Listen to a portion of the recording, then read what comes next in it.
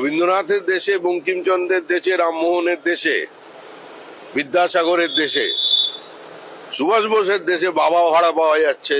বিএলওদের প্রোটেক্ট করা উচিত নির্বাচন কমিশনের। বিএলওদের ভয় দেখিয়ে ফলস সার্টিফিকেটকে, জাল নথিকে আপলোড করতে বাধ্য করা হচ্ছে। বিএলএ করে কার জন্য? আত্মহত্যা করছে। যদিও এখানে সাপে কামড়ালে মারা গেলেও এখন এসআইআর, আর হৃদরোগে আক্রান্ত হলেও এসআইআর। ডেঙ্গির সার্টিফিকেট দেওয়া যায় না, কিন্তু এসআইআর দেওয়া যায়। শ্মশান ঘাটে যাবেন, দেখবেন ওখানেও নির্দেশ চলে গেছে। এখন পশ্চিমবঙ্গই একমাত্র রাজ্য যেখানে রোহিঙ্গা এবং বাংলাদেশি মুসলিম অনুপ্রবেশকারী যারা দেশভাগে সামিল ছিল তাদের এখানে আশ্রয় দেওয়া হয়েছে।